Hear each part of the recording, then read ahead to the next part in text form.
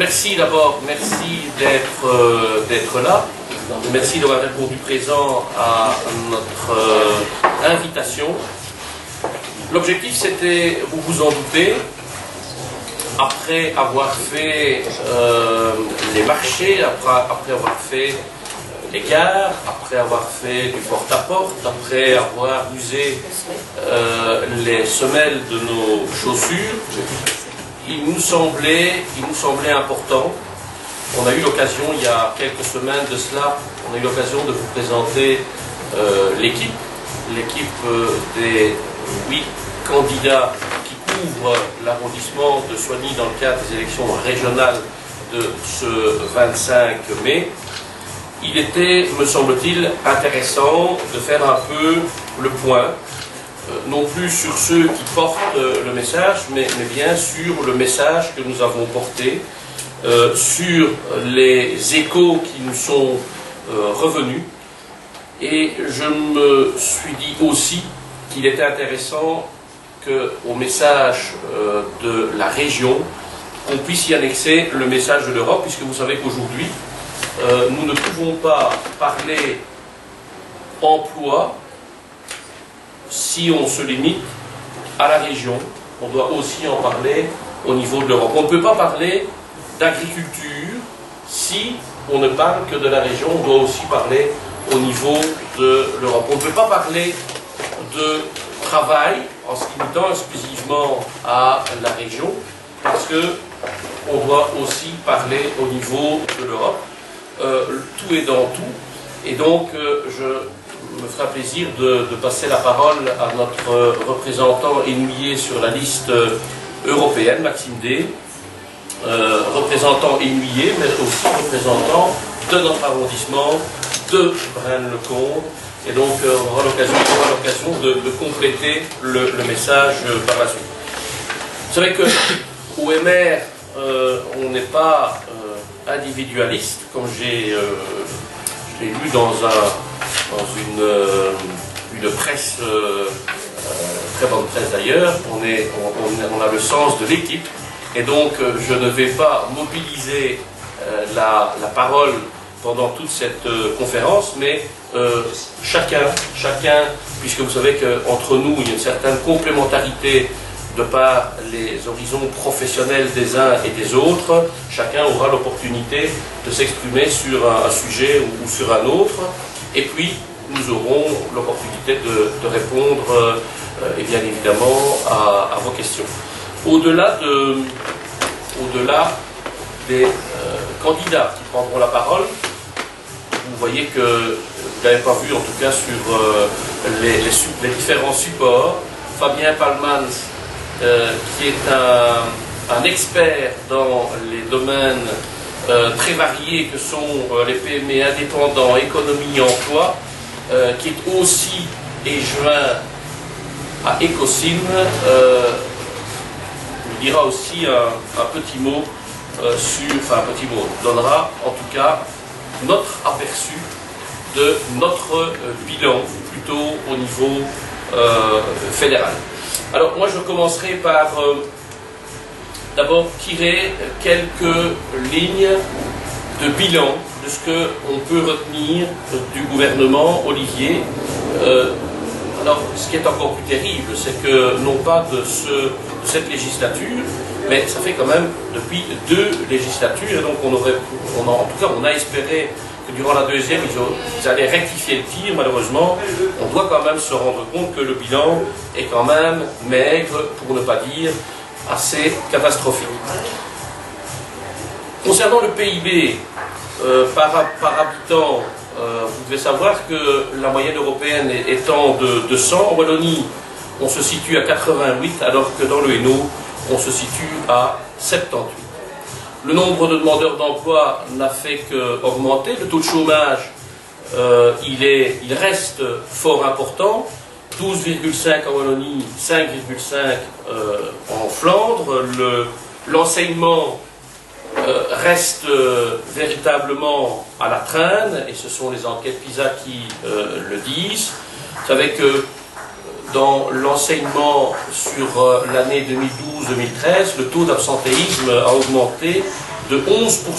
Donc 11% sur la dernière année scolaire, c'est tout simplement extraordinaire.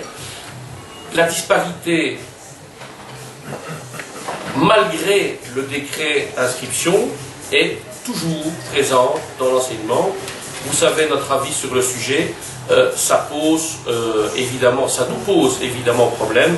Il n'est pas logique de continuer de s'enfoncer après les résultats qu'on peut apercevoir. Le coût de l'énergie, alors ça, je pense que s'il y a un boulet qui traîne, qui est accroché au pied du gouvernement Olivier, c'est probablement un des plus gros. Ce n'est malheureusement pas le seul, mais c'est probablement un des plus gros. Aujourd'hui, on est entre 19 et 45% de coût de l'énergie plus cher que les pays limitrophes, tout simplement parce qu'on n'a pas géré, tout simplement parce qu'on a mal géré, et que reconnaissons et rendons à César ce qui appartient à César, c'est que le créateur, celui qui a mis en place cette bulle, n'est autre qu'André Antoine, qui avait cette compétence sous l'ancienne législature, bulle qui a été éclatée par le ministre écolo Nollet, qui n'a absolument rien géré du tout. Ce qui veut dire que ça fait des milliards de trous dans le budget wallon. Ça veut dire qu'aujourd'hui, ce sont des centaines de millions que le gouvernement wallon est en train de cacher dans une intercommunale qui dépend de Tectéo, afin de ne pas faire encore augmenter davantage le coût de l'énergie avant le 25 mai. C'est évidemment, comme au même titre d'ailleurs que le budget wallon, ce n'est pas une dette wallonne qui monte, qui grimpe à 6 milliards ou 7 milliards, mais c'est bien une dette wallonne qui monte, qui grimpe à plus de 12 milliards. On se rend donc bien compte qu'il y a un réel problème de transparence au sein des institutions et au sein de la gestion des structures dans la région. Voilà. Concernant les différentes matières, je voudrais d'abord passer la parole à Bénédicte Thibault, qui va nous parler d'abord emploi, et puis qui nous parlera de logement. Merci Olivier. Voilà, au niveau de l'emploi, c'est évidemment un cheval de bataille au niveau du MR, parce que pour nous c'est un point vraiment très très important. Alors pour nous, le premier point vraiment majeur, c'est pour créer de l'emploi, il faut baisser le coût salarial. Ça c'est vraiment un pilier sur lequel on veut vraiment marquer le point.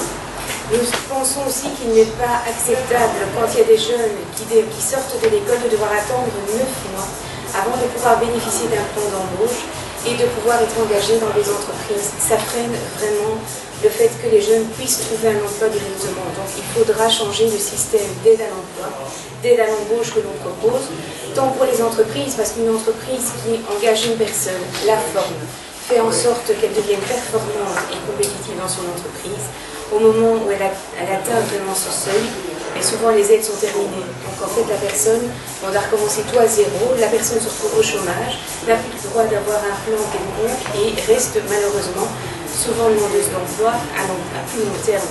Donc même si elle a une expérience professionnelle, comme elle ne bénéficie plus de plan d'embauche, malheureusement il n'y a pas de suite logique par rapport à cela. Donc on veut faire changer les choses à ce niveau-là. On pense aussi au niveau du forum qu'il faut vraiment une réorganisation au niveau du forum. La structure n'est pas suffisamment performante.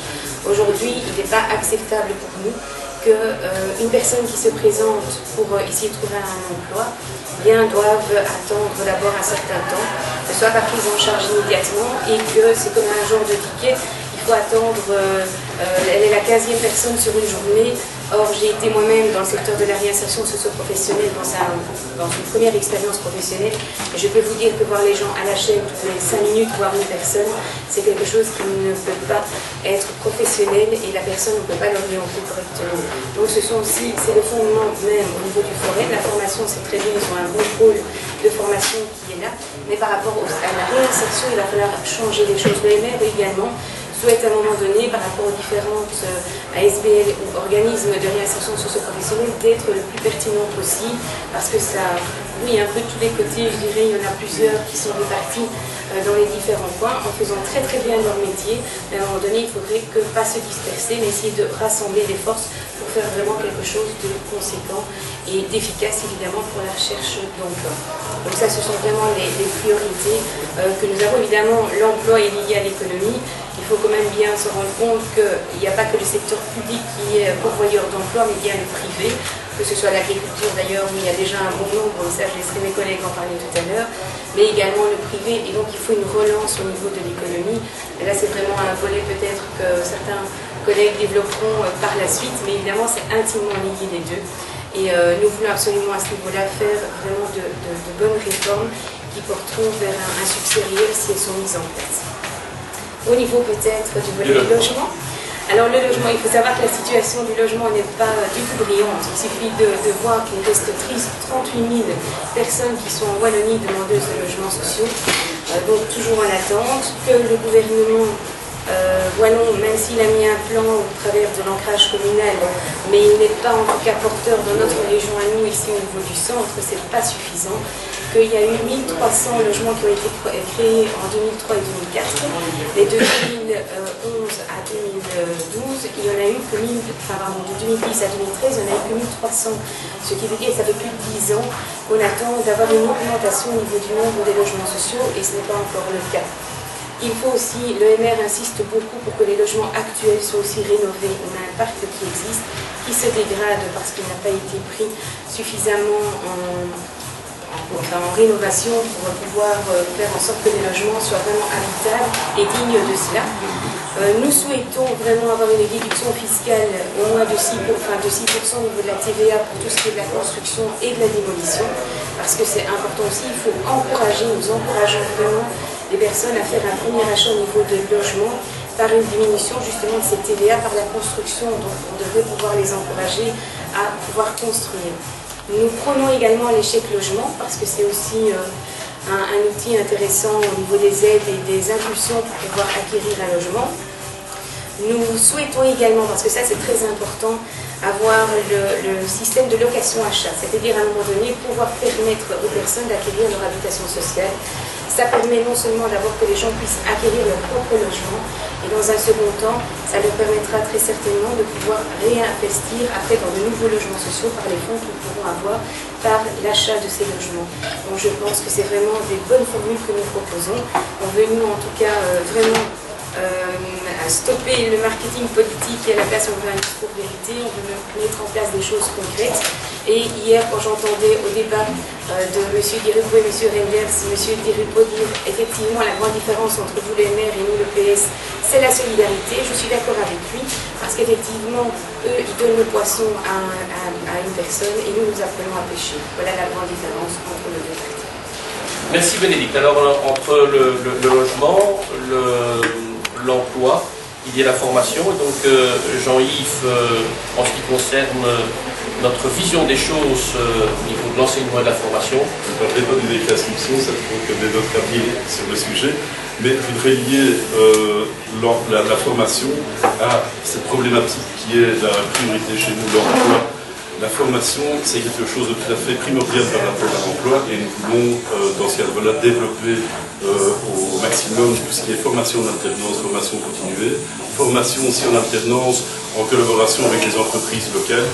On a quelques fleurons dans la localité, on a Walpico-Palois, on a Baxter à Lessines, on a pas mal d'entreprises avec qui nous pouvons développer des partenariats en termes de formation beaucoup plus importants. Et puis ce que je voudrais souligner aussi, et c'est peut-être particulièrement vrai pour les communes de nord de l'arrondissement, nous sommes à la frontière linguistique.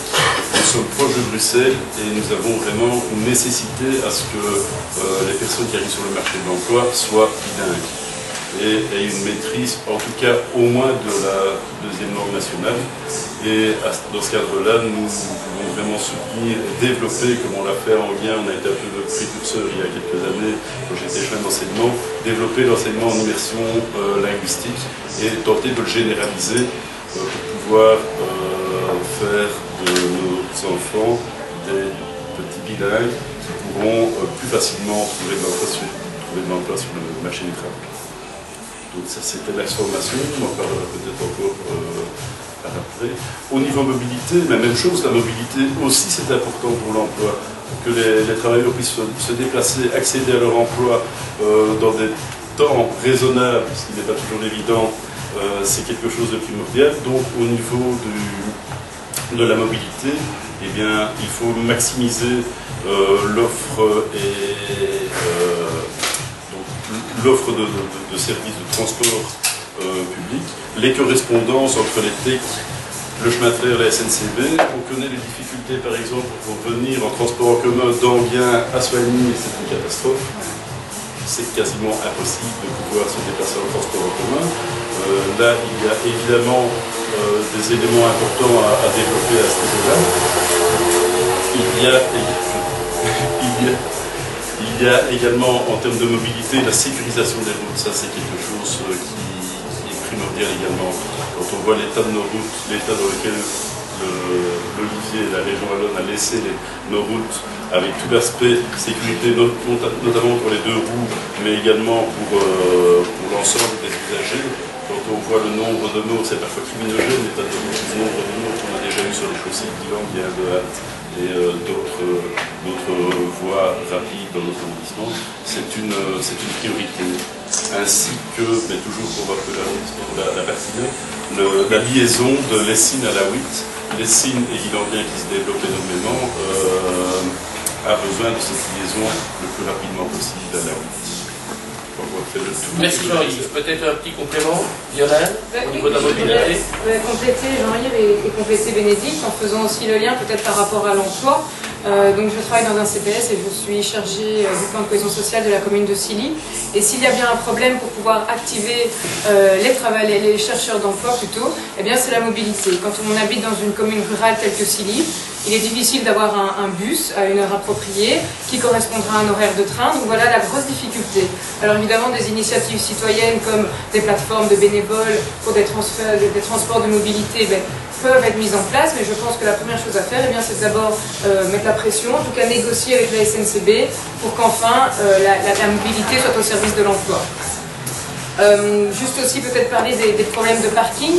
Actuellement, si on veut pouvoir prendre les transports en commun, tout le monde n'habite pas à 50 mètres d'une gare, il faut pouvoir y accéder et pouvoir s'y garer. Or, à Silly, comme dans d'autres communes, à Enghien, à Lessines, c'est le même constat, il y a des problèmes de parking, de délestage. Ce qui se passe, c'est que à Silly, il n'y a plus assez de place, et donc la riverains des communes voisines essayent tant bien que mal de trouver des solutions, se garent un petit peu partout, ce qui pose des problèmes de sécurité dans l'ensemble. Donc voilà, à ce niveau-là, simplement pour compléter le propos de Jean-Yves et parler des problèmes de parking, et pas seulement des trains. Merci Violaine. Alors vous savez que notre arrondissement il est assez spécifique et notamment il y a un métier qui est un métier très fort important en tout cas, puisque le métier d'agriculteur c'est un métier qui occupe une place importante dans cet arrondissement. Donc on peut parler de presque près de 900 exploitations agricoles et donc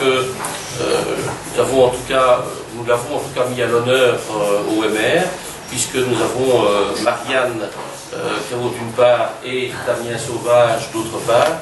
Et donc, qui mieux que eux, qui en ont fait leur quotidien, peuvent vous en parler. Donc, je pense que c'est Marianne qui va d'abord commencer et qui passera la parole à Damien juste après. Il y a un sujet qui vient à cœur en tant qu'agricultrice, c'est concernant l'AFSCA.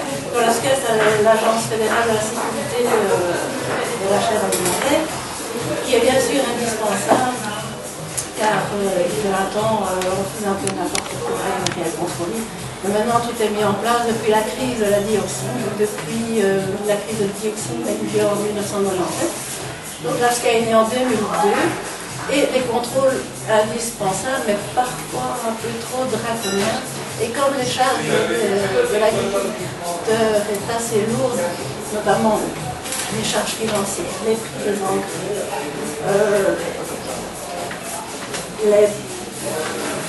tous les frais fixes, le matériel qui coûte cher, mais c'est vrai que la sécurité alimentaire est indépendante. Donc c'est vrai qu'au niveau de l'AFSCA, ce qui est important, c'est que actuellement la chaîne alimentaire est très importante, donc c'est pour ça qu'on a besoin d'organismes de contrôle.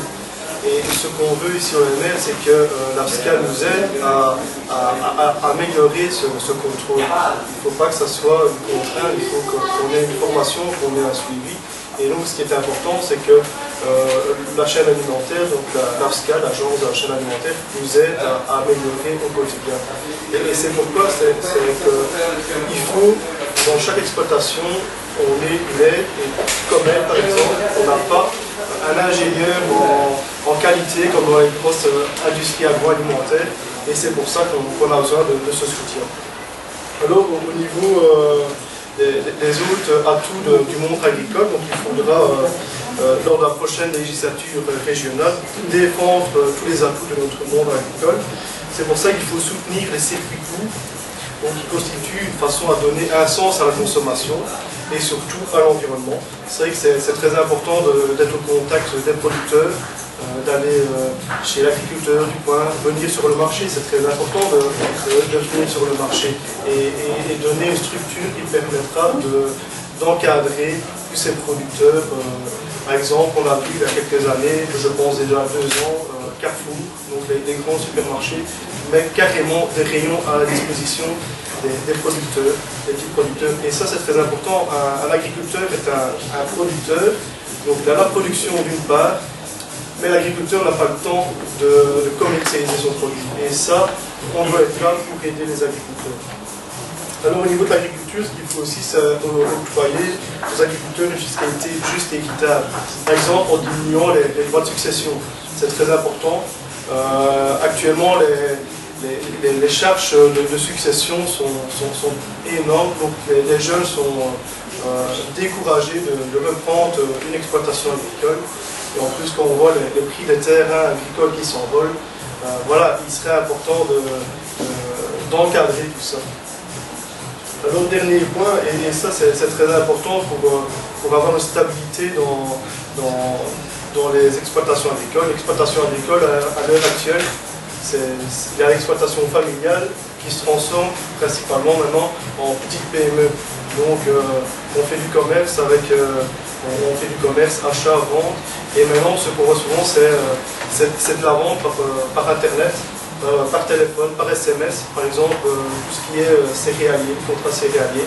On a des ventes par exemple 2 ans à l'avance, et ça il faut légiférer parce qu'on voit trop de fluctuations au niveau des prix. Il faut stabiliser des prix, parce qu'un agriculteur, quand il fait son plan d'investissement pour une machine, il doit savoir il doit avoir un chiffre qui doit se baser pour avoir son coût. Et donc on a très souvent, par exemple au niveau céréalier, des fluctuations entre 150 € à 210 € la tonne. Et ça ne va pas. On se base souvent sur Euronext, donc la bourse à Bruxelles, et souvent sur les prix vendus à Paris. Et par exemple, on se base sur les récoltes aux États-Unis. On se base sur les récoltes par exemple les récoltes en Russie. Et donc c'est très important, il faudrait stabiliser ces prix pour avoir une bonne base pour nos agriculteurs, pour qu'ils aient une aide à s'investir. Voilà, je pense que le monde agricole est en train de se transformer. Donc le monde agricole est appelé à relever de nouveaux défis, et donc c'est pourquoi on est appelé à avoir une agriculture performante, moderne, et alors le plus important, rentable.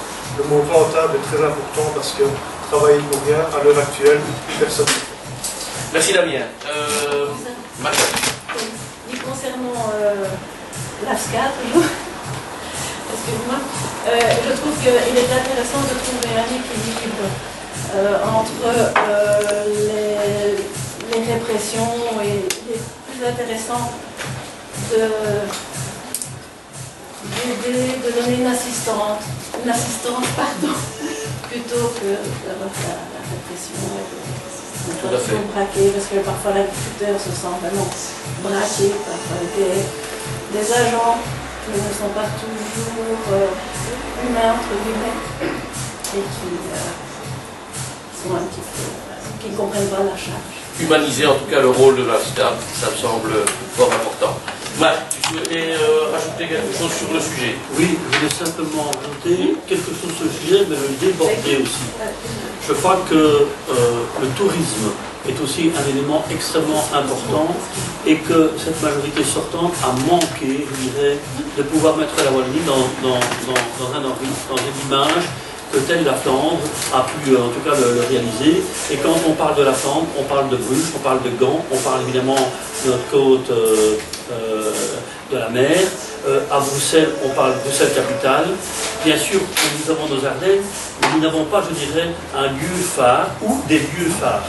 Et Dieu sait si on a une richesse en termes de patrimoine d'une part, en paysage, et je crois qu'il faut maintenant, aujourd'hui, vraiment avoir cette image, je dirais, d'identification, de marque de la Wallonie, et de donner de l'impulsion à des villes qui ont je dirais, du potentiel que pour qu'ils puissent le développer.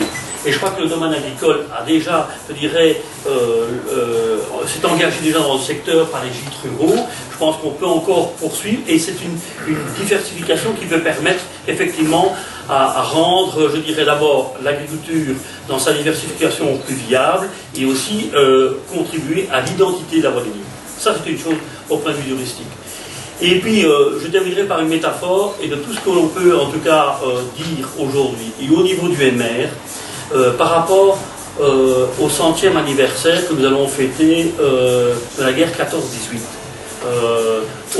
Fort heureusement, et Maxime, qui est notre représentant de l'Europe, peut évidemment témoigner de dire à quel point l'Europe a contribué effectivement à cette période de paix, mais aussi, je pense que nous sommes, je dirais, des réquisitionnaires, des mobilisateurs, je dirais, démocrates, et qui appelons à la surexistence, je dirais, d'une situation qui est une situation de crise, qui est encore, je dirais, actuellement pas facile, et par rapport, je dirais, à des objectifs clairs.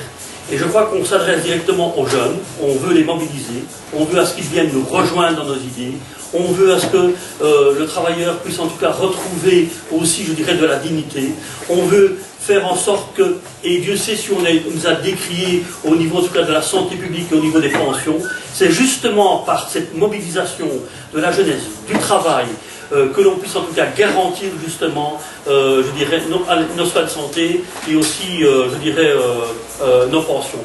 Et cela passe par, évidemment, peut-être des mesures qui ne sont pas habituelles, que d'autres partis n'ont pas le courage de pouvoir dire aujourd'hui, effectivement, on doit se lever, on doit être debout, on doit travailler, on doit peut-être travailler un peu plus longtemps, mais en tout cas, on doit garantir, je dirais, à tout un chacun une qualité de vie. Voilà ce que j'ai à dire. Merci Marc. Bénédicte. Mais c'était juste par rapport au tourisme, parce que je trouve qu'il y a un élément important, c'est que jusqu'à présent, le tourisme n'a jamais été lié avec un ministre du tourisme, n'a jamais été un ministre de l'économie. Or, ce sont deux choses sur lesquelles le MR vraiment souhaite maintenant fusionner en fait, et que ce soit la même compétence, enfin ces deux compétences pour le même ministre plutôt, parce que les deux sont drôlement liés, et c'est vrai que nous avons des fleurons fabuleux, rien que nous, dans nos 8 communes respectives, et qui ne sont pas suffisamment mis en valeur. Et c'est pour ça qu'il faut changer les choses. Et effectivement, souvent, un ministre bloque en disant voilà, moi je suis ministre du budget, donc je m'aligne entre les ça, mais je crois que quand on est ministre de cette compétence, on se rend compte de l'importance de l'investissement que l'on doit faire dans notre région. Et c'est pour ça que le MR souhaite vraiment cette fusion, enfin que le ministre ait ces deux compétences. Je crois que c'est important de le souligner parce que ce n'est pas le cas et ça n'a jamais été le cas. Absolument. Et comme le dicton le dit aussi, quand on le veut, on le peut. Nous avons voulu que les choses bougent au niveau fédéral, et donc l'opportunité était arrivée de demander à Fabien Palmans de pouvoir nous dresser, en tout cas brièvement, ce que les libéraux ont pu apporter dans le bilan de ce gouvernement. Merci Olivier, merci à tous. C'est clair que comment nous pouvons aujourd'hui, comme libéraux, nous prévaloir d'un bilan plus qu'intéressant, au bout de 10 ans d'exercice des responsabilités au niveau fédéral. Nous avons un bilan qui nous donne une crédibilité certaine pour aborder les élections prochaines. Et lorsqu'on a entendu parler de grands dossiers pharaoniques qui se sont parfois changés en plantage d'ampleur, on a, nous, des dossiers qui petit à petit ont été menés à leur terme pour améliorer le quotidien des gens.